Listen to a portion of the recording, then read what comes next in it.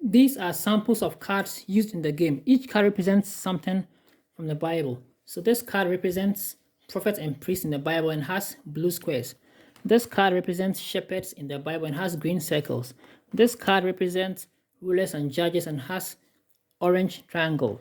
This card represents tax collectors, farmers, and fishermen in the Bible and has yellow rectangles. And this card represents musicians and has pink stars. Next, all the cards are shuffled and each player is to receive 4 cards. So player 1, player 2, and player 3.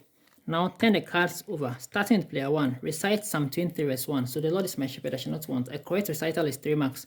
Next, the player 1 brings a card that is to be talked about. So this card represents prophets and priests. You're supposed to mention the name of a prophet or priest from the Bible. So Isaiah. After that, recite any verse of your choice from the Bible. So after that is done, the marks are given by the score master. Now we move to player 2. Player 2 also starts by reciting Psalm 20 verse 1, and then he must match this card. But if he doesn't have that card, he can bring any other card. And then he has to still talk about a prophet or a priest. So he can say Jeremiah, and then he will give a verse. The verse that he gives must be a verse that has not been used in the game. Now we go to player 3.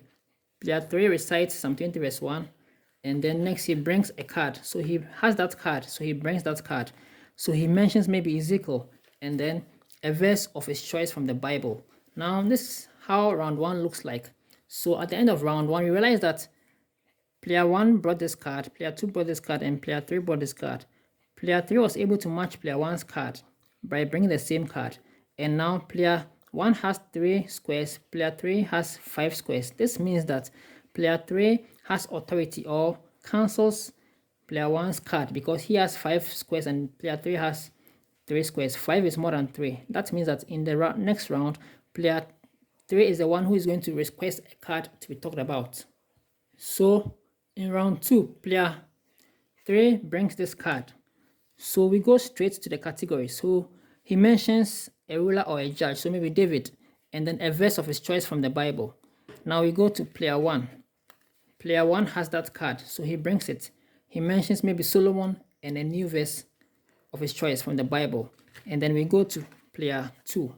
He doesn't have that card, so he brings any other card. So he brings this card, but he still has to mention whatever is on board.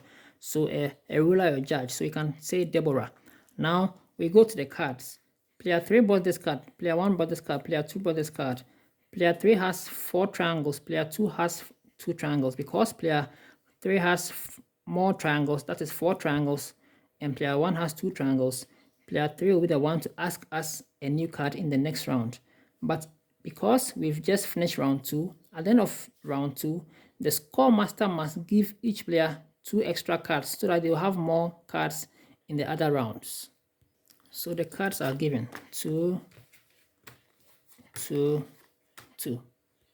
Now player 3 brings another card. That means they are going to talk about rulers and judges.